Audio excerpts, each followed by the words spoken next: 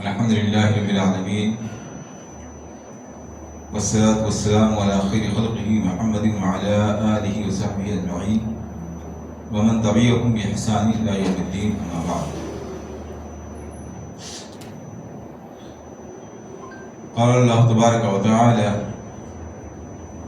آمن الرسول بما أنزل إليه من ربه والمؤمنون كل آمن بالله وملائكته وكتبه ورسله لا نفرق بين أحد من رسله وقالوا سمعنا وأطعنا غفرانك ربنا وإليك المصير.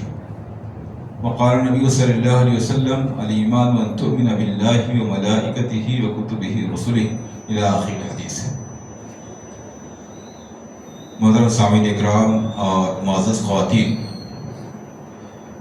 جیسا کہ آپ کے علم میں ہے کہ تذکرہ چل رہا ہے شرح حدیث جبرائیل کا، اور حدیث جبرائیل میں جبریل امین علیہ السلام نے نبی اکرم صلی اللہ علیہ وسلم سے جو سوالات کیے تھے ان میں سے پہلا سوال ایمان کے بارے میں تھا، اور اللہ کے رسول صلی اللہ علیہ وسلم نے اس سوال کے جواب میں ایمان کے 6 ارکان کا تذکرہ فرمایا.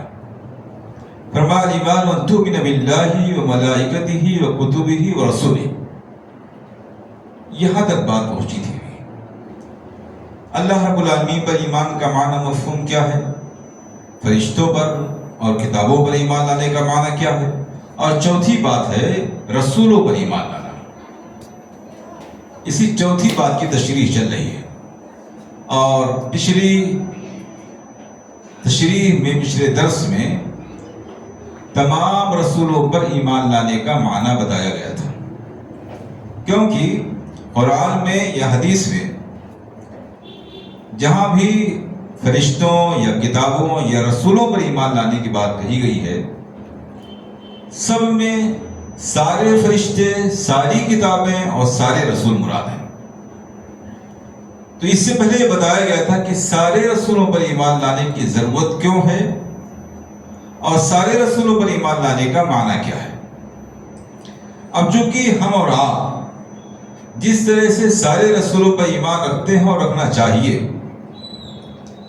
ایسے ہی ہم چونکہ ایک خاص نبی کے امتی ہیں، اس لیے آپ صلی اللہ علیہ وسلم کے بارے میں الگ سے خصوصی طور پر ایمان رکھنا ضروری ہے. اگر کوئی شخص بالفرض یہ تو کہتا ہے کہ ہم سارے رسولوں پر ایمان رکھتے ہیں، لیکن مخصوص طور پر وہ اپنے آپ کو نبی اکرم صلی اللہ علیہ وسلم کا امتی نہیں سمجھتا ہے، آپ پر ایمان نہیں لاتا ہے، یا آپ صلی اللہ علیہ وسلم کے تعلق سے ایمان لانے کے جو پوائنٹس ہیں ان کے مطابق آپ پر ایمان نہیں لاتا ہے، تو وہ نہ تو آپ کا امتی ہوگا اور نہ مسلمان ہوگا. مثال کے طور پر کوئی یہودی ہے، کوئی عیسائی ہو، سارے رسول پر ایمان لانے کی بات کرتا ہے، ایسے ہی جنرل بولتا ہے سارے رسول پر ہمارا ایمان ہے، مگر خاص وہ یہ نہیں کہتا کہ محمد صلی اللہ علیہ وسلم ہمارا ایمان ہے. اور رسول اللہ صلی اللہ علیہ وسلم کے بارے میں خصوصی باتیں جو آئی ہوئی ہیں ان پر اس کا ایمان نہیں ہے، یا اس کے اپوزٹ میں کوئی عقیدہ رکھتا ہے، مسلمان نہیں ہو سکتا ہے. تو آئیے میں چاہوں گا کہ اس پر تھوڑی تفصیلی گفتگو ہو. جیسا کہ پہلے بھی میں نے ذکر کیا تھا کہ زیادہ ضروری 2 چیزیں ہیں: اللہ پر ایمان اور رسولوں پر ایمان. اور اتفاق سے انہی دونوں معاملات میں شرک زیادہ پایا جاتا ہے. تو رسول اکرم صلی اللہ علیہ وسلم پر ایمان لانے کا معنی کیا ہے، اس کے تقاضے کیا ہیں، کیا چیزیں آپ صلی اللہ علیہ وسلم کے بارے میں ثابت ہیں، کیا چیزیں لوگوں نے فردی طور پر آپ کی طرف منسوخ کر دی ہیں، یہ سب باتیں انشاءاللہ العزیز آپ کے تعلق سے ذکر کی جائے گی انشاءاللہ العزیز. آپ صلی اللہ علیہ وسلم کے بارے میں جن باتوں پر ایمان لانا ضروری ہے ان میں سے کچھ باتیں تو ایسی ہیں جو کامن ہیں، یعنی تمام رسولوں کے اندر وہ چیزیں پائی گئی ہیں. اب کچھ خاص ہیں. مثلا پہلی بات تو یہ کہ اس بات پر ایمان و عقیدہ رکھنا کہ آپ صلی اللہ علیہ وسلم اللہ رب العالمین کی طرف سے دین کے پیغامبر اور رسول ہیں، مبلغ ہیں دین کے. مبلغ ہونے کا معنی یہ ہے کہ آپ صلی اللہ علیہ وسلم اللہ کے بیٹے یا الوہیت میں شریک یا کائنات کی کسی بھی معاملے میں، توحید کی کسی بھی قسم میں آپ صلی اللہ علیہ وسلم ذرہ برابر بھی شریک نہیں ہیں. جیسا کہ اس سے پہلے بات گزری کہ ایک سب شخص نے فرمایا ما شاء اللہ و شئت، جو اللہ چاہے اور آپ چاہیں. تو آپ صلی اللہ علیہ وسلم غضبناک ہو گئے اور فرمایا جعلتنی للہ ندا وہو خلقک، کیا آپ نے ہم کو اللہ کے برابر کر دیا؟ بل ما شاء اللہ وحدہ، بلکہ یوں کہو کہ جو صرف اللہ چاہے گا وہ ہوگا. اتنی بات کو بھی اللہ کے رسول صلی اللہ علیہ وسلم نے گوارا نہ فرمایا کہ کوئی ایک جملے میں اللہ کی چاہت اور رسول اللہ کی چاہت کو برابر کر دے. ایک جملے میں بیان کر رہا ہے، یہ بات گوارا نہیں کی گئی. دوسری حدیثوں میں آتا ہے بلکہ کہو ما شاء اللہ ثم شئت، جو اللہ چاہے پھر اس کے بعد آپ چاہیں. پھر کا مطلب کیا ہوا؟ برابر نہیں ہے. اللہ کا چاہے نہ اصل ہے، آپ کا چاہے نہ اس کے بعد ہے. آپ چاہیں نہ چاہیں اس سے کوئی فرق نہیں پڑتا ہے. اسی سے معلوم ہوتا ہے کہ ہمارے یہاں جو بہت سی چیزوں میں اللہ اور اس کے رسول کا نام ایک ساتھ لکھتے اور بولتے ہیں وہ بھی بہرحال توحید کے لیے خطرناک ہے. تو یہ پہلی چیز، آپ صلی اللہ علیہ وسلم اللہ نہیں ہیں، اللہ کے بیٹے نہیں ہیں، الوہیت میں شریک نہیں ہیں. آپ صلی اللہ علیہ وسلم خود مختار نہیں ہیں کہ جو چیز دین کی شریعت کی چاہیں اپنی جانب سے پیش فرما لیں. آپ مبلغ ہیں، میسنجر ہیں. میسنجر یا مبلغ کا معنی یہ ہوا کہ آپ اپنی جانب سے کوئی ایک لفظ بھی نہیں بولتے ہیں. وما ينطق عن الهوى ان هو الا وحی یوحی. اور نہ جانے کتنے ایسے واقعات ہیں کہ آپ صلی اللہ علیہ وسلم سے کوئی سوال کیا گیا، آپ صلی اللہ علیہ وسلم خاموش رہے، جب وحی نازل ہو گئی تو آپ نے جواب دیا. یہاں تک کہ سورہ کہف کے پس منظر میں اس سے پہلے ہم بات بتا چکے ہیں کہ اللہ کے رسول صلی اللہ علیہ وسلم سے کچھ سوالات کیے گئے تھے اور آپ نے کہا تھا کل بتا دیں گے. آپ کو امید تھی کہ وحی آ جائے گی اور اکثر آ جایا کرتی تھی ایسے معاملات میں.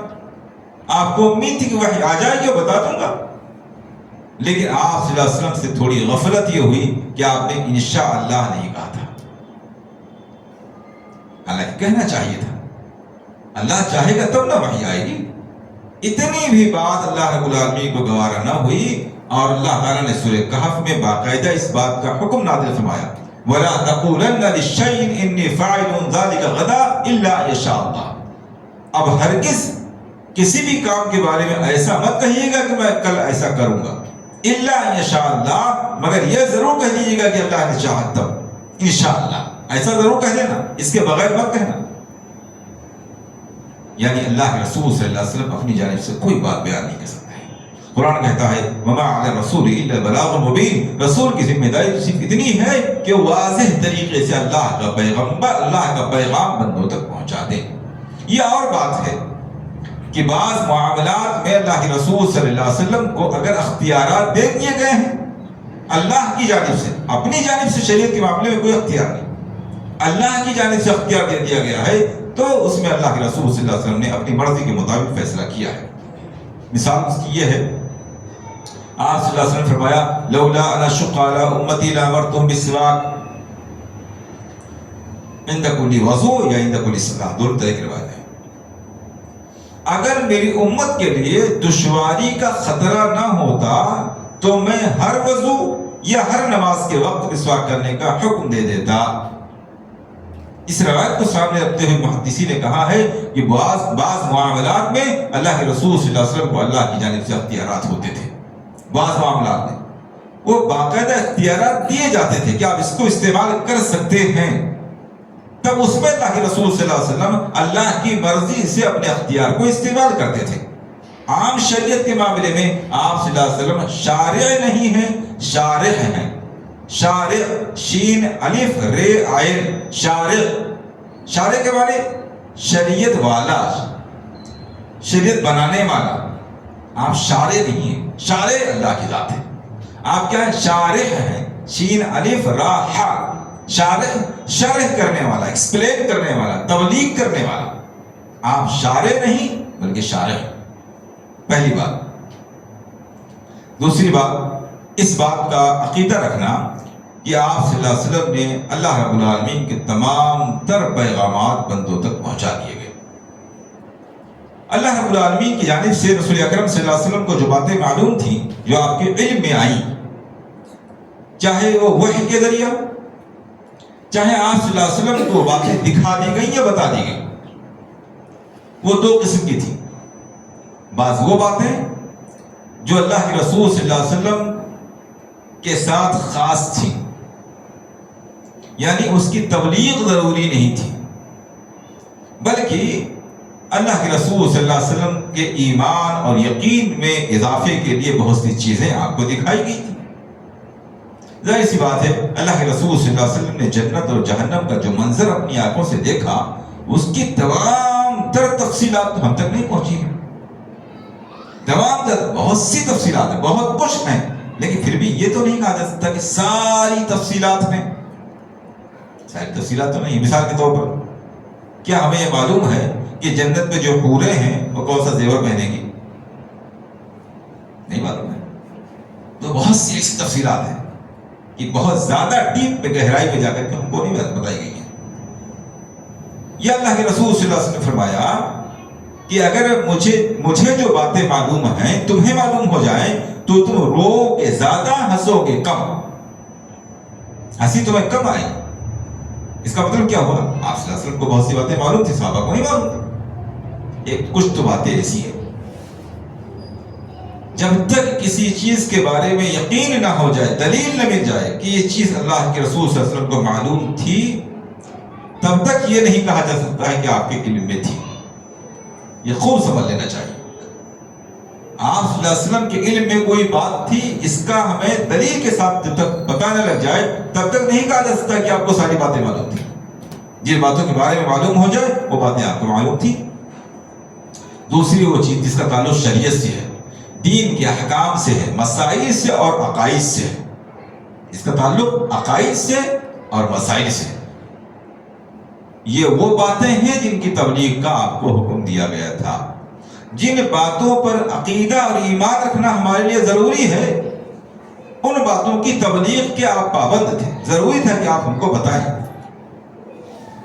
شریعت کے مسائل جن پر ہم کو عمل کرنا ہے، ضروری تھا کہ آپ صلی اللہ علیہ وسلم ہم کو بتائیں، اس لیے کہ جب تک آپ بتائیں گے نہیں امت کو معلوم کیسے ہوگا۔ ایسے مسائل جتنے بھی ہیں آپ صلی اللہ علیہ وسلم نے وہ ساری کی ساری باتیں امت تک پہنچا دی ہیں۔ کوئی ایک بات بھی آپ نے پوشیدہ نہیں رکھی ہے۔ اور اللہ رب العالمین جتنا چاہتا تھا ہم سے وہ سب رسول اللہ صلی اللہ علیہ وسلم کے ذریعہ ہم تک پہنچا چکا ہے۔ یہ دو الگ الگ باتیں ہیں۔ ایک بات تو یہ کہ اللہ رب العالمین جو ہم سے چاہتا تھا، آپ کو یہ عقیدہ رکھنا ہے، آپ کو یہ عمل کرنا ہے، آپ کو یہ احترام کرنا ہے، کسی کا یہ تعظیم کرنی ہے، یہ پردہ کرنا ہے، یہ مسائل ہیں، یہ محبت ہے، یہ نفرت ہے، جتنی بھی چیزیں ہو سکتی تھی جو اللہ ہم سے چاہتا تھا وہ سب رسول اللہ صلی اللہ علیہ وسلم تک پہنچا چکا ہے۔ اور رسول اللہ صلی اللہ علیہ وسلم نے وہ ساری باتیں ہم تک پہنچا دی ہیں۔ وَمَا كَانَ رَبُّكَ نَسِيًّا، اللہ رب العالمین بھولنے والا نہیں ہے۔ یعنی ایسا نہیں کہ اللہ تعالیٰ کچھ کہنا چاہتا تھا، بندوں سے کوئی عمل چاہتا تھا مگر وہ بھول گیا اور وحی نہیں بھیجی، اللہ کے رسول ان کو نہیں بتلایا۔ اب جو آپ کو بتلایا نہیں گیا تو آپ نے امت کو نہیں بتایا۔ اب امت کو ہوش آئے کہ نہیں اچھا ایسا بھی کرنا چاہیے تھا، ایسا ممکن نہیں۔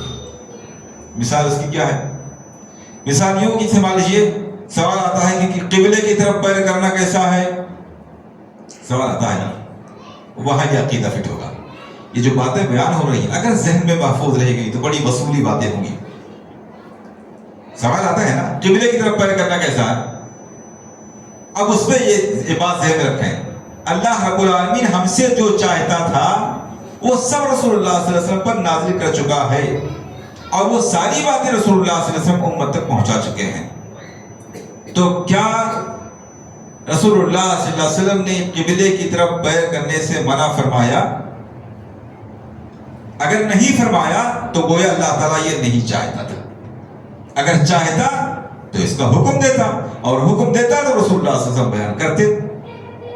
اور خاص طور سے اس وقت جبکہ قبلے کے احترام کے موضوع پر باقاعدہ حدیث موجود ہے، احکام موجود ہے۔ قبلے کے احترام کو ٹاپک بنایا گیا ہے شریعت میں، اسی لیے کہا گیا قبلے کی طرف کوئی منہ کر کے نہ تھوکے۔ قبلے کی طرف کوئی تھوکے گا تو قیامت کے دن میدان معاشر میں اس کی پیشانی پر اس کا تھوک چپکا ہوا ہوگا۔ قبلے کی طرف کوئی آدمی کھلے میدان میں بیٹھ کر کے قضائے حاجت نہ کرے، منع کر دیا گیا۔ جن چیزوں سے اسلام منع کرنا چاہتا تھا قبلے کے بارے میں منع کر دیا۔ اب جس کے بارے میں منع نہیں کیا گیا آج کوئی ایڈ کر دے کہ نہیں یہ بھی احترام کا حصہ ہے، تو گویا وہ یہ کہنا چاہتا ہے کہ یہ بھی اسلام کا حصہ ہے، لیکن نعوذ باللہ یا تو اللہ بھول گیا یا رسول اللہ صلی اللہ علیہ وسلم نے پہنچایا نہیں۔ اسلام میں کسی چیز کو ایڈ کرنے سے اتنی بڑی بات لازم آ جاتی ہے، اتنا بڑا الزام لگتا ہے اللہ اس کے رسول صلی اللہ علیہ وسلم پر۔ اسی لیے امام مالک رحمہ اللہ نے کہا تھا کہ من یرا ان فی الاسلام بدعۃ حسنۃ فقد زعم ان محمد صلی اللہ علیہ وسلم خان رسولہ، جو یہ سمجھے کہ اسلام میں کوئی اچھی بدعت بھی ہے۔ اچھی بدعت کا مطلب کیا ہوا؟ اسلام میں کوئی چیز چھوٹ گئی تھی، کوئی اچھی چیز چھوٹ گئی تھی، آج کوئی اس کو ایڈ کر دے اسلام میں کہ یہ بھی اچھی چیز ہے، اسلام میں ہونی چاہیے یہ، تو گویا وہ کہنا چاہتا ہے کہ رسول اللہ صلی اللہ علیہ وسلم نے پورا دین نہیں پہنچایا، خیانت کر دی ہے۔ بدعت حسنہ مان لینے کی وجہ سے اتنا بڑا الزام لازم آ جاتا ہے۔ تو بہرحال اللہ رب العالمین بھولنے والا نہیں ہے، وہ ہم سے جو کچھ چاہتا تھا عقیدے کے بارے میں، عمل کے بارے میں، سب اس نے نازل فرما دیا، اور جو کچھ نازل کیا ہے رسول اللہ صلی اللہ علیہ وسلم نے کوئی بات چھپائی نہیں ہے، ساری کی ساری باتیں امت تک پہنچا دی ہیں۔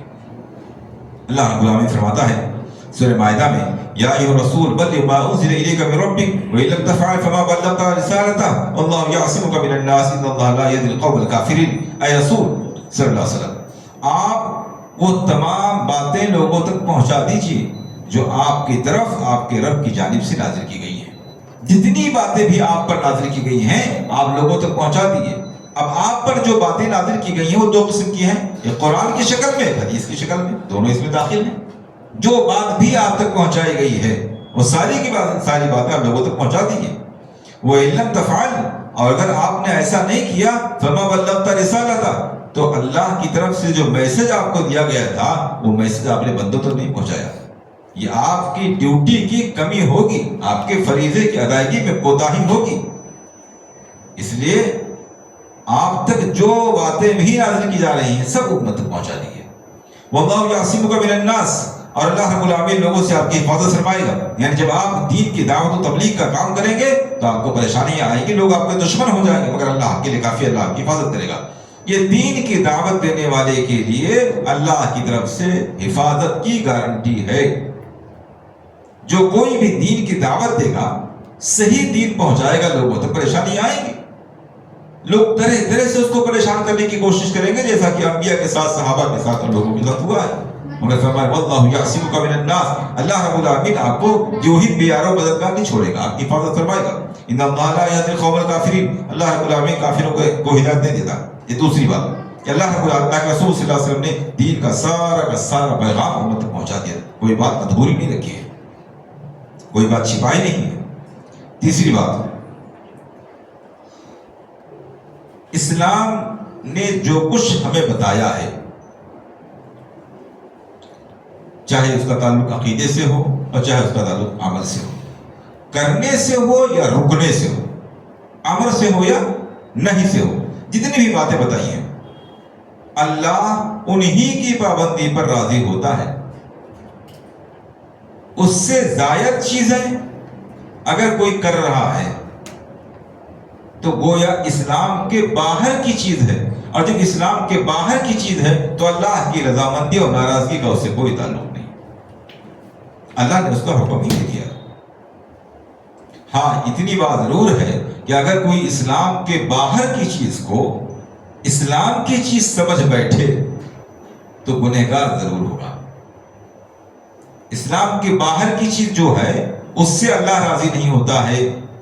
کسی چیز کا حکم نہیں دیا گیا اسلام میں، کسی کام کے کرنے کا حکم نہیں ہے، کسی کام سے رکنے کا حکم نہیں ہے، کسی عبادت کا کوئی طریقہ بیان نہیں کیا گیا، کوئی اپنی جانب سے ایڈ کر لیتا ہے، اضافہ کر دیتا ہے، تو اس سے اللہ کی رضامندی اسے حاصل نہیں ہو سکتی ہے۔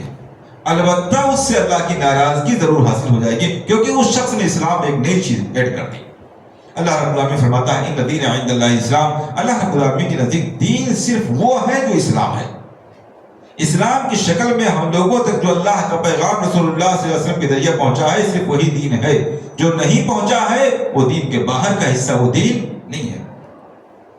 اسی طرح اللہ رب العالمین فرماتا ہے سورہ آل عمران میں وَمَن يَبْتَغِ غَيْرَ الْإِسْلَامِ دِينًا فَلَن يُقْبَلَ مِنْهُ وَهُوَ فِي الْآخِرَةِ مِنَ الْخَاسِرِينَ، اور جو کوئی اسلام کے علاوہ کوئی دوسرا دین ڈھونڈ رہا ہے، تلاش رہا ہے، اسلام سے مطمئن نہیں ہے، اسلام کے احکام پر مطمئن نہیں ہے، تو وہ دین اللہ رب العالمین کے یہاں قبول نہیں کیا جائے گا اور شخص آخرت میں نقصان اٹھانے والے میں سے ہوگا۔ چوتھی بات، اس بات کا عقیدہ رکھنا کہ اللہ کے رسول صلی اللہ علیہ وسلم خاتم الانبیاء والمرسلین ہیں، یعنی آپ صلی اللہ علیہ وسلم کے بعد نہ کوئی کتاب آنے والی ہے، نہ کوئی رسول آنے والا ہے، نہ کوئی نبی آنے والا ہے، اور وہ سارے لوگ جو کبھی بھی پہلے، آج یا بعد میں کبھی بھی نبوت یا رسالت دعویٰ کریں وہ سب کے سب جھوٹے ہیں۔ جھوٹے ہونے کے ساتھ ساتھ وہ خود اور اس کے سارے متبعین کافر ہیں۔ اسی لیے قادیانیوں کو متفقہ طور پر پوری امت مسلمہ نے کافر کہا ہے۔ قادیانیوں کو کافر کہا ہے۔ جرم کیا ہے؟ وہ مرزا غلام احمد قادیانی کو اپنا رسول مانتے ہیں، یعنی آپ صلی اللہ علیہ وسلم کو آخری رسول نہ مان کر کے آپ کے بعد مرزا غلام احمد قادیانی کو بھی ایک نیا رسول مانتے ہیں۔ ابھی جلد ہی ایک شخص نے نبوت کا دعویٰ کیا ہے جو پہلے تبلیغی جماعت سے تعلق رکھتا تھا، اور اس کے بعد سوائے تبلیغی جماعت کے ایک جملے کے اور کچھ نہیں ہے۔ اینکر نے اس سے پوچھا، تفصیلات معلوم کی، تو صرف اتنی بات وہ بتا پاتا ہے کہ اللہ جو کچھ ہوتا ہے اللہ سے ہوتا ہے، اللہ کے سوا کسی سے کچھ نہیں ہوتا ہے۔ تبلیغی جماعت کا رٹا رٹا جملہ ہے، اس کے علاوہ اسے کچھ بھی نہیں آتا ہے۔ اس نے باقاعدہ نبوت کا دعویٰ کیا کہ جبریل امین ہم پر نازل ہوتے ہیں۔ تو یہ عقیدہ رکھنا ایمان کا حصہ ہے۔ نبی اکرم صلی اللہ علیہ وسلم پر ایمان رکھنے کا ایک حصہ یہ بھی ہے کہ آپ کو سارے نبی اور رسولوں کا آخری نبی اور رسول سمجھا جائے، آپ کے بعد نہ کوئی نبی اور نہ کوئی رسول۔ سورہ احزاب میں اللہ رب العالمین فرماتا ہے ما کان محمد ابا احد من رسول من رجالکم ولکن رسول اللہ خاتم النبیین وکان اللہ بکل شیء علیما۔ اللہ رب العالمین تمہارے مردوں میں سے کسی کے باپ نہیں ہے۔ آپ صلی اللہ علیہ وسلم کے نرینہ اولاد نہیں تھی نا، آپ لڑکیوں کے تو باپ ہیں، لڑکوں کے باپ نہیں ہیں۔ ولکن رسول اللہ خاتم النبیین، البتہ اللہ کے رسول ہیں اور سارے نبیوں کے خاتم ہیں، یعنی آپ کے بعد اب کوئی نبی آنے والا نہیں ہے۔ جب نبی نہیں آئے گا تو اس سے اوپر رسول ہوتے، رسول بھی نہیں آئیں گے، تو کوئی نبی اور رسول آنے والا نہیں ہے۔ وَكَانَ اللَّهُ بِكُلِّ شَيْءٍ عَلِيمًا، اور اللہ رب العالمین ساری چیزوں کو جاننے والا ہے۔ سنن ابی داؤد کی روایت ہے عن ثوبان مولى رسول اللہ صلی اللہ علیہ وسلم ان رسول اللہ صلی اللہ علیہ وسلم قال، اللہ کے رسول صلی اللہ علیہ وسلم نے ارشاد فرمایا انه سيكون في امتي كذابون ثلاثون، میری امت میں 30 جھوٹے نبوت کا دعویٰ کرنے والے آئیں گے، نبوت کا جھوٹا دعویٰ کرنے والے 30 لوگ آئیں گے۔ كلهم يزعم انه نبي، ہر ایک یہ کہے گا کہ میں نبی ہوں۔ وانا خاتم النبیین لا نبی بعدی، حالانکہ میں خاتم النبیین ہوں، میرے بعد کوئی بھی نبی آنے والا نہیں ہے۔ پانچویں بات، اس بات کا عقیدہ رکھنا کہ آپ صلی اللہ علیہ وسلم کی رسالت پوری دنیا کے لیے عام ہے، یعنی آپ کے رسول بنائے جانے کے بعد قیامت تک دنیا میں جتنے بھی انسان اور جنات آئیں گے آپ سب کے رسول ہیں، اور سب کے لیے ضروری ہے کہ آپ صلی اللہ علیہ وسلم کی رسالت کو تسلیم کریں اور آپ کے بارے میں جن چیزوں پر ایمان لانے کی بات بتائی گئی ہے وہ ساری کی ساری باتوں پر ایمان لائیں۔ تو آپ کی رسالت پچھلے انبیاء کی طرح سے کسی قبیلے، خاندان یا علاقے کی نہیں ہے، بلکہ ساری کائنات اور جن و انسان دونوں کی ہے۔ اللہ رب العالمین نے سورہ جن میں فرمایا قل اوحی الی انہ استمع نفر من الجن، جن کے تعلق سے آگے وما ارسلناک، سورہ سبا میں اللہ تعالیٰ فرماتا ہے وما ارسلناک الا کافۃ للناس بشیرا ونذیرا، ہم نے سارے انسانوں کے لیے آپ کو بھیجا ہے نذیر اور بشیر بنا کر، ڈرانے والا، خوشخبری سنانے والا، ولکن اکثر الناس لا یعلمون، لیکن اکثر لوگ اس بات کو جانتے نہیں ہیں۔ اسی طرح اللہ تعالیٰ سورہ انبیاء میں فرماتا ہے وما ارسلناک الا رحمۃ للعالمین، ساری دنیا کے لیے، سارے جہان کے لیے ہم نے آپ کو رحمت بنا کے بھیجا ہے۔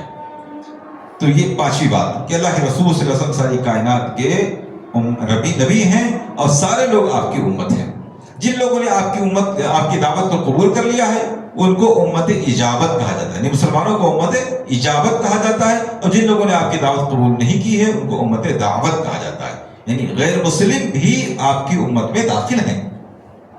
آپ کے بعد جتنے لوگ دنیا میں پیدا ہوں گے، جتنے انسان، جتنے جنات، سب آپ کے امتی ہیں۔ جو آپ پر ایمان لائے ہیں وہ امت اجابت ہے، آپ کی دعوت قبول کر لینے والے لوگ، اور جو آپ پر ایمان نہیں لائے ہیں وہ امت دعوت ہے، یعنی کفار و مشرکین جو ہیں وہ بھی آپ کی امت ہے لیکن امت دعوت ہے، یعنی ان کو دعوت دینی چاہیے، یہ دعوت ان تک پہنچائی گئی ہے مگر قبول نہیں کیا ہے۔ چھٹی بات، آپ صلی اللہ علیہ وسلم انسان اور جنات دونوں کی طرف بھیجے گئے، انسان جنات دونوں کے آپ نبی و رسول ہیں۔ تفصیلات ہم کو معلوم ہوں یا نہ ہوں، لیکن عبادت اور عقائد اور معاملات اور مسائل جو کچھ انسانوں کے ہیں وہ ساری چیزوں کے جن بھی مکلف ہیں۔ اللہ کے رسول صلی اللہ علیہ وسلم بعض دفعہ جنوں کے یہاں دعوت و تبلیغ اور مسائل بیان کرنے کے لیے جایا کرتے تھے۔ عام حالات میں جو بات ہمارے آپ کے علم میں ہے کتاب و سنت کی روشنی میں، ان ساری باتوں میں جن اور انسان دونوں داخل ہیں۔ نماز، روزہ، حج، زکوٰۃ وغیرہ وغیرہ جو بھی مسائل ہیں، جیسے انسان کے لیے ہیں ویسے جنات کے لیے ہیں۔ اللہ رب العالمین فرماتا ہے سورہ جن میں قل اوحی الی انہ استمع نفر من الجن، آپ کہہ دیجئے کہ میری طرف وحی کی گئی ہے کہ جنوں کی ایک جماعت نے آپ کی کتاب کو سنا ہے، اور اس کے بعد سورہ جن میں ان سارے جنوں کے ایمان لانے کا تذکرہ آیا ہوا ہے۔ ساتویں بات، ہر مسلمان کے لیے ضروری ہے، ہر شخص کے لیے ضروری ہے کہ آپ صلی اللہ علیہ وسلم کی سارے معاملات میں اتباع کریں، سارے معاملات میں، چاہے عقیدہ ہو، چاہے عبادت ہو، چاہے لین دین کے مسائل ہوں، شادی بیاہ کے مسائل ہوں، اختلاف اتحاد کے مسائل ہوں، قوم و ملت کے مسائل ہوں، کسی بھی قسم کا مسئلہ ہو، سب پر ایمان لانا، سب میں اللہ کے رسول صلی اللہ علیہ وسلم کی اتباع کرنا ضروری ہے۔ اللہ تعالیٰ فرماتا ہے وَمَن يُشَاقِقِ الرَّسُولَ مِن بَعْدِ مَا تَبَيَّنَ لَهُ الْهُدَىٰ، کہ جو آدمی حق کے جان لینے کے باوجود، جس پر حق واضح ہو گیا، معلوم ہو گیا یہ اللہ کے رسول صلی اللہ علیہ وسلم نے فرمایا ہے، یہ قرآن میں اللہ تعالیٰ نے فرمایا، معلوم ہو جانے کے باوجود جو آدمی اس راستے سے ہٹ جاتا ہے، نبی اکرم صلی اللہ علیہ وسلم کی اتباع نہیں کرتا ہے، نُوَلِّهِ مَا تَوَلَّىٰ وَنُصْلِهِ جَهَنَّمَ وَسَاءَتْ مَصِيرًا، ہم وہ جدھر جا رہا ہے ادھر ہی ہم اس کو پھیر دیتے ہیں اور ہم اس کو جہنم میں داخل کر دیتے ہیں۔ نُوَلِّهِ مَا تَوَلَّىٰ وَنُصْلِهِ جَهَنَّمَ وَسَاءَتْ مَصِيرًا، ہم اس کو جہنم میں داخل کر دیتے ہیں اور یہ بہت برا ٹھکانہ ہے۔ تو اتباع آپ صلی اللہ علیہ وسلم کے ہر معاملے میں ضروری ہے۔ آٹھویں بات، تمام قسم کے آپسی اختلافات میں آپ صلی اللہ علیہ وسلم ہمارے آپ کے لیے جج ہے، فیصل ہے۔ آپ کا فرمان کتاب اللہ اور سنت رسول اللہ ہمارے لیے ججمنٹ بک ہے، انصاف کی کتاب ہے۔ اللہ رب العالمین فرماتا ہے فَلَا وَرَبِّكَ لَا يُؤْمِنُونَ حَتَّىٰ يُحَكِّمُوكَ فِيمَا شَجَرَ بَيْنَهُمْ، قسم ہے آپ کے رب کی، لوگ ایمان والے نہیں ہو سکتے ہیں جب تک کہ اپنے تمام اختلافی معاملات میں آپ کو جج نہ سمجھ لیں۔ جتنے بھی اختلافات ہو رہے ہیں، گھر کے، باہر کے، قوم کے، ملت کے، دین کے، نماز روزے کے، جو بھی اختلافات انسانوں میں پیدا ہوتے ہیں، وہ سارے اختلافات کا حل جب تک اللہ کے رسول صلی اللہ علیہ وسلم سے کروا نہیں لیتے ہیں اور آپ کے فیصلے پر مطمئن نہیں ہو جاتے ہیں، تب تک اللہ تعالیٰ اپنی قسم کھا کے کہہ رہا ہے کہ وہ کوئی بھی شخص ایمان والا نہیں ہو سکتا ہے۔ اندازہ کیا جا سکتا ہے کہ ہم میں سے اول تو ایک بڑی جماعت ایسی ہے جو دین کے معاملے میں آپ صلی اللہ علیہ وسلم کا فیصلہ نہیں مانتی ہے، اور وہ چھوٹی سی جماعت جو دین کے معاملے میں ذرا آپ کے فیصلوں کا خیال رکھتی ہے، دنیا کے معاملے میں کتنا خیال رکھتی ہے۔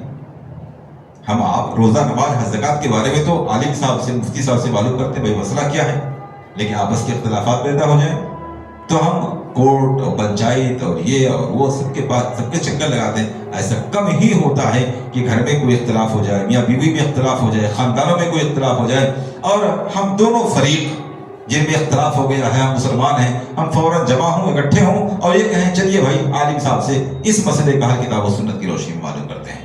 ایسا کم ہوتا ہے۔ قرآن میں اللہ تعالیٰ اپنی قسم کھا کے فرماتا ہے فَلَا وَرَبِّكَ لَا يُؤْمِنُونَ، قسم ہے آپ کے رب کی، کوئی بھی شخص مومن نہیں ہو سکتا ہے جب تک کہ وہ تمام قسم کے اختلافات میں آپ سے فیصلہ نہ کروا لے۔ نویں بات، چونکہ ہم آپ صلی اللہ علیہ وسلم کی امت ہیں، آپ کے ہم پر احسانات ہیں، آپ پر ایمان لانا ہمارے لیے ضروری ہے، دین کی حفاظت ہمارے لیے ضروری ہے، اس لیے یہ بھی ضروری ہے کہ ہم جس طرح سے اپنے جان مال وغیرہ کی حفاظت کرتے ہیں، ایسے ہی نبی اکرم صلی اللہ علیہ وسلم کی تائید، مدد اور آپ کی حفاظت، اور خاص طور سے آپ کی عزت و آبرو کی حفاظت کریں۔ آپ کی زندگی میں آپ کے جان مال، عزت، آبرو سب کی حفاظت ضروری تھی، اب آپ کے بعد آپ کی عزت کی اور آپ کے دین کی نصرت، حمایت اور مدد کرنا ہر مسلمان کی ذمہ داری ہے۔ آپ کی عزت پر کیچڑ اچھالا جائے اور مسلمان غصہ نہ ہو، مسلمان اس کی حفاظت کی کوشش نہ کرے تو وہ شخص مسلمان نہیں ہو سکتا ہے۔ گویا یہ پہچان ہے اس کے مسلمان ہونے یا نہ ہونے کی۔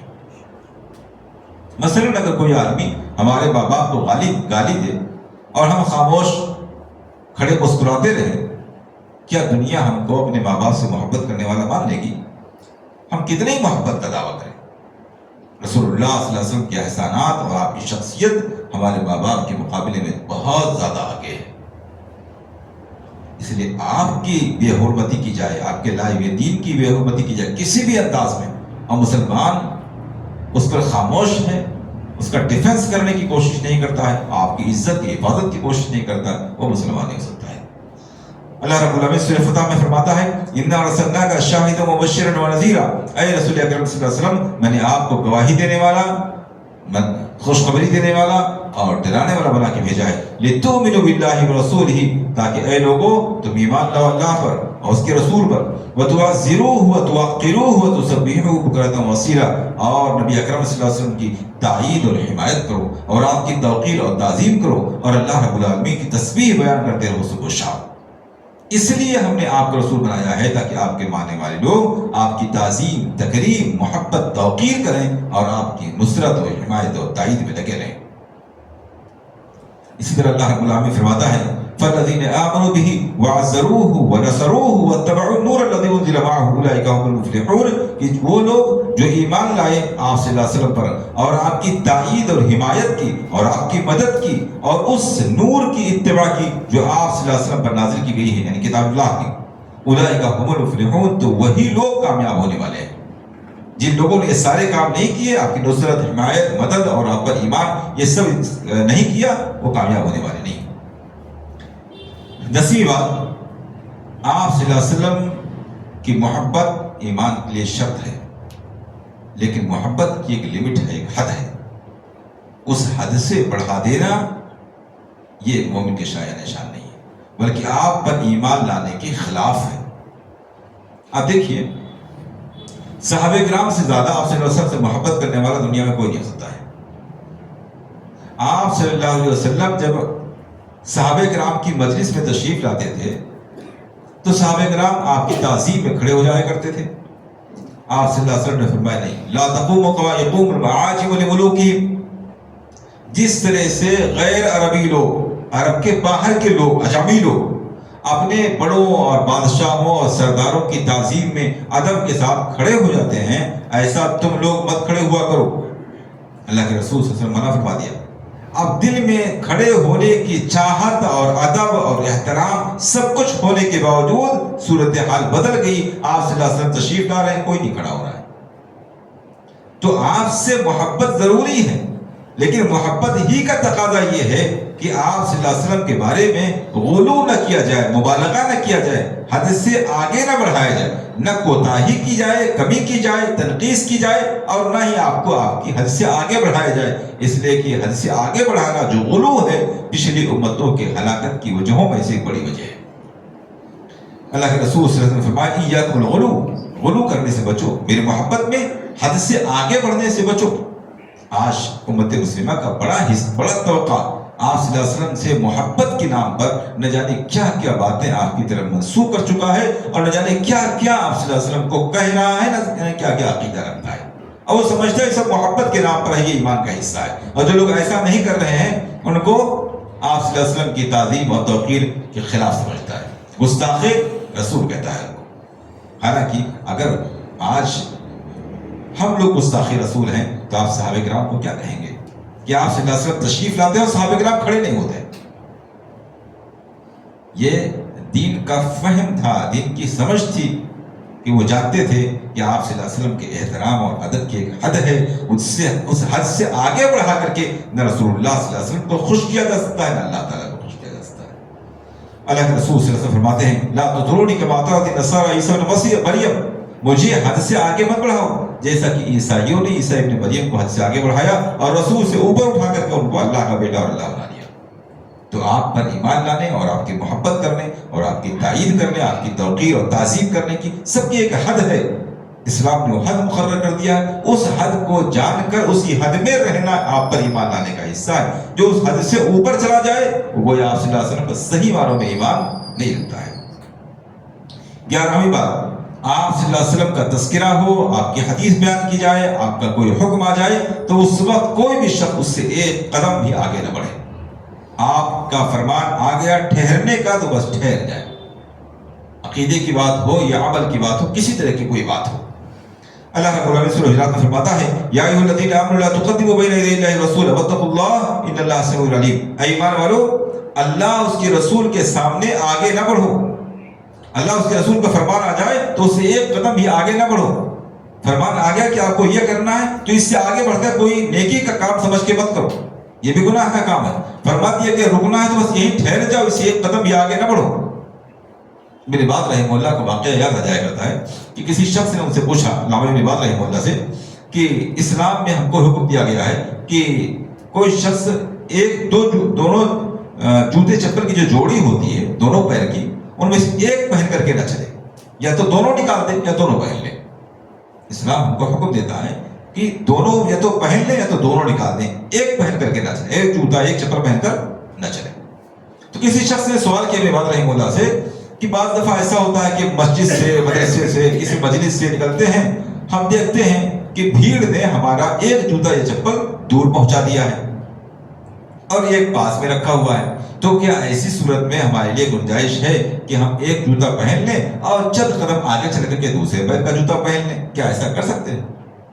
ابن باز رحمہ اللہ کہتے ہیں اگر ہو سکے تو اللہ کے رسول صلی اللہ علیہ وسلم کے حکم کے خلاف ایک قدم بھی نہ چلو. اتنا بھی اگر کر رہے ہو نا، بظاہر دیکھنے میں کیا نقصان نظر آ رہا ہے اور کوئی بہت بڑی نافرمانی نہیں معلوم پڑ رہی، لیکن مسلمان ہونے کا تقاضا یہ کہ آپ نے فرما دیا کہ ایک جوتا پہن کر نہیں چلنا ہے تو پھر نہیں چلنا ہے. ضرورت ہے آپ کو، آپ ہاتھ میں اٹھائیے یا اس کو لے کر کے آئیے، کسی سے منگوائیے، جو کر سکتے ہیں آپ کریے. اللہ کے رسول صلی اللہ علیہ وسلم کا حکم آ جانے کے بعد ایک قدم بھی آپ کو نہیں بڑھنا ہے. اسی لیے عبداللہ بن مسعود اور عبداللہ بن رواحہ رضی اللہ تعالیٰ عنہما کے سلسلے میں یہ واقعہ مشہور ہے کہ ایک مرتبہ آپ صلی اللہ علیہ وسلم خطبہ جمعہ دے رہے تھے اور وہاں مسجد میں کچھ صاحب کھڑے تھے. آپ نے فرمایا اجلسوا، بیٹھ جاؤ. وہ ابھی باہر گیٹ پہ تھے یا راستے میں تھے، انہوں نے سنا اور وہیں بیٹھ گئے. وہ وہیں بیٹھ گئے. بعد میں آپ کو معلوم ہوتا آپ سے ان کو دعائیں دی کہ آپ کے اطاعت کو اللہ تعالیٰ اور بڑھائے. یہ صحابی کا فہم تھا. پوچھا کہ آپ وہاں کیوں ٹھہر گئے؟ یہاں تو مسجد کے لوگوں کے بارے میں کہا جا رہا تھا، تو باہر تھے آپ. انہوں نے کہا کہ اگر اس جملے کو سننے کے بعد میں ایک قدم بھی آگے بڑھتا اور اسی حالت میں میری وفات ہو جاتی، میں مر جاتا، تو اللہ کو کیا جواب دیتا کہ رسول اللہ صلی اللہ علیہ وسلم کا حکم سننے کے بعد اس کی مخالفت میں تو آگے چل پڑا، جبکہ تو نے سنا تھا کہ اللہ کے رسول صلی اللہ علیہ وسلم فرمانے بیٹھ جاؤ، اس لیے میں وہیں بیٹھ گیا. اطاعت و فرمانبرداری کا یہ جذبہ اللہ کے رسول صلی اللہ علیہ وسلم پر ایمان لانے کے لیے بہت ضروری ہے. اللہ رب العالمین فرماتا ہے لقد کان لکم فی رسول اللہ اسوۃ حسنہ، تمہارے لیے نبی اکرم صلی اللہ علیہ وسلم کی زندگی میں ایک آئیڈیل ہے، نمونہ ہے. نمونے کا مطلب کیا ہوتا ہے؟ آپ کو کوئی چیز بنوانی ہے، ایک ماڈل لے کر کے گئے ہیں، مستری کاریگر کے ہاں دے کر کے آئے ہیں، آپ کہتے ہیں وہیں ہم کو یہ چاہیے سیم ایسا ہی. کل کو جب آپ سامان لینے جائیں اور وہ ذرا سا ماڈل چینج کر کے اور ذرا خوبصورت بنا کر کے دیں، کیا آپ اسے ایکسیپٹ کر لیں گے؟ آپ اس سے پوچھیں کہ بھائی جو ہم نے ماڈل آپ کو دیا تھا اس طرح تو یہ نہیں ہے، اور کاریگر آپ کو خوبیاں بتانے لگے، بھائی یہ جو ہم نے بنا کے دیا ہے زیادہ خوبصورت ہے، یہ زیادہ بہتر ہے، زیادہ مفید ہے، تو کیا اس کو ایکسیپٹ کریں گے؟ آپ کہیں کہ بھائی ہم نے زیادہ کے لیے تو کہا ہی نہیں تھا آپ سے، ہم نے اسی لیے آپ کو نمونہ دیا تھا کہ ہم کو سیم ایسا ہی چاہیے تھا، اس سے بہتر ہم کو نہیں چاہیے، نہ اس سے خراب نہ اس سے بہتر، ہم کو اسی لیے تو ہم نے آپ کو ماڈل دیا تھا نا. ایسے ہی اللہ رب العالمین فرماتا ہے لقد کان لکم فی رسول اللہ اسوۃ حسنہ، میں نے آپ سب کے لیے ایک ماڈل دیا ہے، ایک نمونہ دیا ہے. رسول اللہ صلی اللہ علیہ وسلم کو سر سے لے کر پیر تک دیکھ لو، آپ کی سیرت پڑھ کر کے، آپ کیسے عبادت کرتے تھے، آپ کیسے مسکراتے تھے، آپ کیسے چلتے تھے، آپ کیسے لباس پہنتے تھے، آپ کا اخلاق و کردار کیا تھا، آپ کے معاملات کیا تھے، کیا آپ شادی بیاہ کیسے تھے، بیوی بچوں کے ساتھ آپ کا سلوک و برتاؤ کیا ہوتا تھا، اختلافات میں معاملات کیا ہوتے تھے، دشمنوں کے ساتھ آپ کا معاملہ کیسا تھا، دوستوں کے ساتھ آپ کا معاملہ کیسا تھا. یہ پوری زندگی جو حدیث کی کتابوں میں، سیرت کی کتابوں میں پھیلی پڑی ہے، یہ ہم مسلمانوں کے لیے اللہ کی طرف سے ایک ماڈل ہے، ایک نمونہ ہے. نہ اس سے کم کی گنجائش ہے نہ اس سے زیادہ کی گنجائش ہے. اگر کمی ہو گئی تو کوتاہی مانی جائے گی، بے عملی مانی جائے گی، گناہ سمجھا جائے گا. لیکن اگر زیادتی ہو گئی اس سے تو یہ بدعت مانی جائے گی، جو کوتاہی سے زیادہ خطرناک ہے. خطرناک تو دونوں ہیں، کوتاہی بھی اور اضافہ بھی، لیکن کوتاہی کے مقابلے میں اضافہ زیادہ خطرناک ہے. اسی لیے اللہ کے رسول صلی اللہ علیہ وسلم اپنے ہر خطبہ جمعہ میں کیا فرماتے تھے؟ کل بدعت ضلالہ و کل ضلالۃ فی النار. ہر بدعت گمراہی ہے اور ہر گمراہی جہنم میں لے جانے والی ہے. خطرناک تو کوتاہی بھی ہے، لیکن آپ صلی اللہ علیہ وسلم نے فوکس زیادتی پر کیا ہے، کیونکہ ساری امتیں جو ہلاک ہوئی ہیں کوتاہی کی بنیاد پر ہلاک نہیں ہوئی ہیں، زیادتی کی بنیاد پر ہلاک ہوئی. کیونکہ جب آدمی کوتاہی کرتا ہے تو اس کو کہیں نہ کہیں احساس رہتا ہے کہ میں غلط کر رہا ہوں، تو توبہ کے امکانات موجود ہیں، کبھی بھی توبہ کر سکتا ہے. اور ممکن ہے کہ اس کی اور دوسری نیکیوں کی وجہ سے خود اللہ رب العالمین اس غلطی کو معاف فرما دے. دونوں چیزیں ممکن ہیں. لیکن جب آدمی جان بوجھ کر دین میں اضافہ کر رہا ہے، دین سے آگے بڑھ رہا ہے، رسول اللہ صلی اللہ علیہ وسلم کی تعلیمات میں کچھ ایڈ کرنے کی، شامل کرنے کی کوشش کر رہا ہے، تو اب وہ جرم کر رہا ہے، اب غلطی نہیں کر رہا ہے، اب وہ جرم اور بغاوت کر رہا ہے. اس لیے اس کے توبہ کرنے کے امکانات گھٹ جاتے ہیں. کسی کو یہ معلوم ہو جائے کہ میں یہ کام دین سمجھ کر کر رہا ہوں، ثواب سمجھ کر کر رہا ہوں، تو اس سے کیوں توبہ کرے گا؟ وہ تو زندگی میں اس کو چاہے عمل کرنے کی کوشش کرے گا. اسی لیے بدعت کوتاہی کے مقابلے میں زیادہ خطرناک ہے. ایک مثال اور دے کر کے بات ختم کرتا ہوں. صحیح مسلم کی روایت ہے، عن عائشہ رضی اللہ تعالی عنہا ان رجلا جاء الى النبي صلی اللہ علیہ وسلم یستفتیہ. حضرت عائشہ رضی اللہ تعالی عنہ بیان کرتی ہیں کہ ایک آدمی آیا اللہ کے رسول صلی اللہ علیہ وسلم کے پاس، وہ آپ سے ایک مسئلہ پوچھ رہا تھا. وہ یہ تصور میں وراء الباب، اور دروازے کے پیچھے سے، حجرے کے اندر سے حضرت عائشہ رضی اللہ تعالیٰ عنہ آپ صلی اللہ علیہ وسلم کی اور اس شخص کی باتیں سن رہی تھی. وہ کہتی ہیں، اس نے کہا، وہ آگے سوال کیا، فقال یا رسول اللہ تدرک الصلاۃ وانا جنب افاصوم. کبھی کبھی ایسا ہوتا ہے کہ مجھے غسل کی ضرورت ہوتی ہے، صبح جب آنکھ کھلتی ہے تو سحر کا وقت ختم ہونے کو ہوتا ہے، اذان ہو جاتی ہے. اب میں، ہمارے پاس وقت بہت تنگ ہوتا ہے، سحری کھاؤں تو اذان ہو جائے، یا کبھی کبھی اس کے بغیر ہی اذان ہو جاتی ہے. صبح ہو گئی، مجھے غسل کی ضرورت ہے، افاصوم، تو کیا ایسی صورت میں روزہ رہوں یا نہ رہوں؟ میں اس دن کی قضا کروں بعد میں، یا روزہ کنٹینیو کر لوں، رکھ لوں روزہ؟ سمجھ آ گیا نا؟ غسل کی ضرورت تھی، جب آنکھ کھولی تو فجر کا وقت ہوا جا رہا تھا، اذان کا وقت ہوا جا رہا تھا، یا تو اتنا وقت تھا کہ جلدی سحری کیے تب تک وقت ہو گئے، یا اتنا بھی وقت نہیں تھا، اذان ہونے لگی. اب کیا کریں؟ روزہ رہیں کہ نہ رہیں؟ تو اللہ کے رسول صلی اللہ علیہ وسلم فرماتے ہیں، وَأَنَا تُدْرِكُ الصَّلَاةَ وَأَنَا جُنُبٌ فَأَصُومُ. مجھے بھی ایسا ہی ہوتا ہے کبھی کبھی. آپ صلی اللہ علیہ وسلم اسی لیے نمونہ تھے. بعض دفعہ انسان فرشتہ ڈھونڈتا ہے نا، خود چاہے وہ شیطان کیوں نہ ہو، سامنے والے کو فرشتہ ڈھونڈتا ہو. اللہ کے رسول صلی اللہ علیہ وسلم کا اپنا حال کیا ہے؟ فرمایا میرے ساتھ بھی ایسا ہی ہوتا ہے کبھی کبھی. میری آنکھ کھلتی ہے، مجھے غسل کی ضرورت ہوتی ہے اور فجر کا وقت ہو چکا ہوتا ہے، فاصوم، میں روزہ رکھ لیتا ہوں. دیکھیے اللہ کے رسول صلی اللہ علیہ وسلم نے یہ نہیں بتایا کہ آپ ایسا کر لیجئے. یہ شارٹ کٹ جواب تھا نا کہ ٹھیک ہے روزہ رکھ لیجئے، روزہ آپ کا ہو گیا. لیکن آپ نے شارٹ کٹ جواب نہیں دیا، آپ نے اپنا طریقہ بیان کر دیا، کیونکہ اللہ کے رسول صلی اللہ علیہ وسلم کا طریقہ ہی ہمارے لیے نمونہ ہے. فرمایا میرے ساتھ بھی کبھی کبھی ایسا ہوتا ہے. اب بعض دفعہ کیا ہوتا ہے، انسان کو ضرورت سے زیادہ تقوی کا بخار ہوتا ہے نا. بعض دفعہ ایسا ہوتا ہے کسی معاملے میں تقوی کا بخار کچھ زیادہ ہی ہو جاتا ہے. صحابی تھے، میں ان کے تعلق سے نہیں کہہ رہا ہوں، لیکن کچھ ایسی کیفیت ہوئی. فقال لست مثلنا یا رسول اللہ قد غفر اللہ لك ما تقدم من ذنبك وما تاخر. اے اللہ کے رسول صلی اللہ علیہ وسلم، آپ ہماری طرح تھوڑے ہیں، ہم تو خطا کار گنہگار لوگ ہیں، ہماری کیا بات؟ آپ کا معاملہ یہ ہے، آپ کے اگلے پچھلے سارے گناہ معاف کر دیے گئے ہیں. آپ کی بات ہی دوسری ہے. آپ چاہے جب غسل کریں، آپ چاہے جب نماز پڑھیں، آپ کے لیے کوئی گناہ ہی نہیں، سب پہلے سے ایڈوانس میں معاف ہے. ہم خطا کار لوگ ہیں، ہمارے لیے کیا حکم ہے؟ آپ یہ بیان فرما دیں. بظاہر دیکھنے میں محبت ظاہر ہو رہی تھی، بظاہر دیکھنے میں اپنے گناہ کا، اپنی غلطی کا اور آپ صلی اللہ علیہ وسلم کی عظمت کا اعتراف ہو رہا تھا. مگر یہ بات آیت کے خلاف جا رہی تھی. آیت کیا کہتی ہے؟ لقد کان لکم فی رسول اللہ اسوۃ حسنہ. یہ ماڈل ہم کو چاہیے نا، یہ نمونہ ہم کو چاہیے تھا نا. اور آپ یہ کہہ رہے نہیں، آپ کی بات تو دوسری ہے، ہماری بات دوسری ہے، ہمارے لیے کچھ اور مسئلہ بتائیے آپ. اللہ کے رسول فقال واللہ انی لارجو ان اکون اخشاکم للہ واعلمکم بما اتقی. اللہ کی قسم، میں اس بات کی امید رکھتا ہوں کہ میں تم لوگوں میں سب سے زیادہ اللہ سے ڈرنے والا اور سب سے زیادہ تقوی اختیار کرنے والا ہوں. یہ الگ بات ہے کہ اللہ تعالیٰ نے میری ساری خطائیں معاف کر دی، لیکن آپ کیا یہ سمجھ رہے ہیں کہ میں کوتاہی کرتا ہوں دین کے احکام میں؟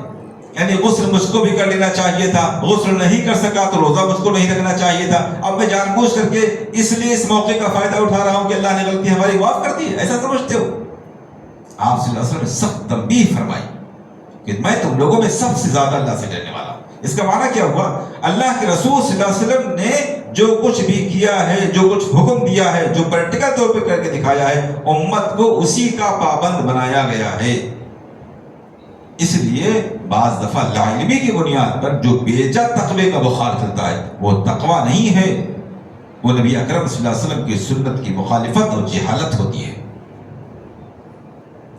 ایک مثال دیتا ہوں اور مختصر سی مثال، کھڑے ہو کر پانی پینا اتنا سخت منع ہے، اتنا سخت منع ہے کہ بعض احادیث میں آیا کہ قے کر دے کوئی آدمی، اگر کھڑے ہو کر پی لے تو قے کر دے، اتنی سختی سے منع کیا گیا۔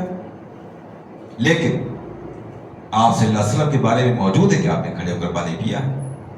اب بائی چانس کبھی اتفاق سے کوئی آدمی ایسا موقع آ گیا، پانی پینا چاہتا ہے، ایک گھونٹ نے پانی پی لیا، یا کہیں ایسا موقع ہے بیٹھنے کا نہیں، کبھی کبھار پی لیا، تو ایک طرف رسول اکرم صلی اللہ علیہ وسلم کا حکم یہ ہے کہ عادت اس کی نہیں ڈالنی ہے، بہت سخت گناہ کا کام ہے، لیکن دوسری طرف آپ صلی اللہ علیہ وسلم نے عمل کر کے تھوڑی رعایت بھی ہم کو دے دی، بعض دفعہ اگر ایسا کر لیا جائے، بعض دفعہ عادت نہ بنائیے، گنجائش ہے۔ اب کوئی ممانعت والی حدیثوں کو سامنے رکھے اور کہتے نہیں بالکل حرام ہے، آپ صلی اللہ علیہ وسلم کی تو بات ہی دوسری تھی، آپ تو بخشے بخشائے ہیں، تو اس کا مطلب یہ ہوا کہ آپ کے اس عمل کو نمونہ نہیں بنا رہا ہے۔ آپ صلی اللہ علیہ وسلم زندگی کے ہر معاملے میں نمونہ ہے۔ تو یہ آپ صلی اللہ علیہ وسلم پر ایمان لانے کے جو بعض پوائنٹس ہیں وہ آپ کے سامنے بیان کیے گئے ہیں۔ اس کے علاوہ آپ صلی اللہ علیہ وسلم کے تعلق سے اور بھی بہت سی اہم چیزیں ہیں جو آپ کے سامنے اگلے دروس میں بیان ہوگی۔ اللہ رب العالمین سے دعا ہے کہ ہمیں کتاب و سنت کو صحیح معنوں میں سننے اور ایمان کے تمام اس کے ارکان کو جاننے سمجھنے اور اسی کے مطابق اپنے ایمان کی اصلاح اور تصحیح کرنے کی توفیق عطا فرمائے۔ آمین۔ وآخر دعوانا الحمدللہ۔